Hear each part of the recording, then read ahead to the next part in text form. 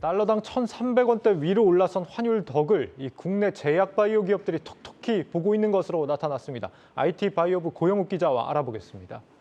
고 기자, 보통 이게 환율이 오르면은 제약 바이오 기업들한테 유리한 겁니까? 불리한 겁니까?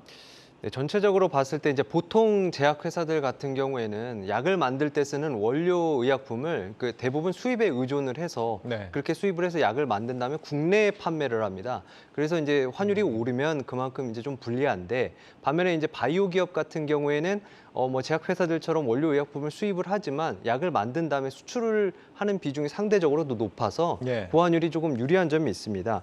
특히 이제 기술을 수출하는 경우에는 그 계약금을 받고 또 이제 임상 단계에 따라서 돈을 나눠서 받는 방식인데, 그 사이에 환율이 오르면은 그만큼 좀 더 유리하게 적용하는 게 있습니다. 네, 이 환차익이 기대되는 제약 바이오 기업들 어디가 있는지 지금부터 한번 살펴볼 텐데, 우선 최근에 우리 기업들 좀 대규모 기술 수출 좀 많이 하는 편이잖아요. 그렇습니다. 그 ABL 바이오 사례가 대표적인데요. 우선 이제 다음 달 초순까지 이중항체 항암제 ABL001과 관련해서 미국의 그 콤패스 테라피틱스로부터 우리 돈으로 그러니까 미국 달러로 했을 때는 한 600만 달러를 받을 예정입니다. 예. 또 이제 그 당시 계약 당시의 환율이 1,120원대였는데 지난달 27일 고시 환율인 1,299원을 적용을 하기로 했습니다.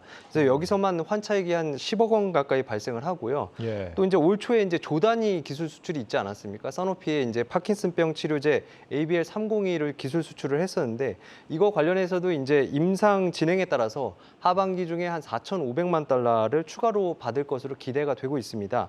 그때까지 이제 지금과 같은 높은 환율이 계속 유지가 되면은 더 큰 차익도 볼 수 있는 겁니다. 실제로 이제 ABL 바이오의 지난 1분기 보고서를 보면은 원달러 환율이 10% 정도 오를 경우에 법인세 차감전 손익이 40억 원가량 늘어난다고 분석을 했는데요.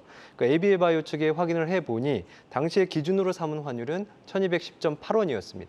그렇군요. 그리고 지금 의약품 개발을 의뢰하고 직접 생산까지 맡기는 CDMO에서 여기서도 지금 굉장히 환차익이 좀 클 걸로 기대가 된다면서요? 네, 맞습니다. 대표적으로 삼성바이오로직스가 이번 환율 상승에 따른 이득을 크게 볼 것으로 기대가 되고 있는데요. 예. 전체 매출의 70에서 80%가 달러 매출입니다. 또 이제 바이오 의약품을 만들 때 세포에 주는 먹이라든지 아니면 이제 정제 물질 같은 거를 보통은 수입을 하는데, 이런 수입에서 드는 원 부자재 수입 비용도 고객사가 처리를 해주기 때문에 원가 변동의 위험이 좀 적습니다. 실제로 이제 1분기 보고서를 보면은 환율이 1,325원까지 오를 경우에는 삼성바이오로직스의 순이익이 약 640원 가까이 올라간다고 지금 분석을 내놨습니다. 네, 굉장하네요. 일반 기술 수출하는 것보다 훨씬 더 좀 짭짤하겠다 이런 생각이 듭니다. 그렇습니다. 미국 쪽 말고 지금 중국 쪽 지금 위안화 환율도 굉장히 오른 상태인데, 그렇습니다. 중국 쪽 관련 산업도 환차익이 기대가 된다고요? 맞습니다. 한미약품이 수혜를 많이 볼 것으로 기대되는 대표적인 기업입니다. 네. 한미약품 같은 경우에는 어제 이제 실적을 발표하기도 했는데, 북경 한미약품이라는 자회사를 두고 있습니다. 중국 시장이 또 가파르게 성장 중인데다가 위안화까지 큰 폭으로 오르면서 이번에 2분기 영업이익이 2배 가까이 늘었습니다. 그러니까 한미약품의 확인을 해보니까 이번 실적에서 환율 영향만 떼어냈을 때도 10% 정도가 실적 상승 효과가 있다고 했습니다. 이제 증권가는 어떻게 보고 있는지 한번 의견 들어보시죠.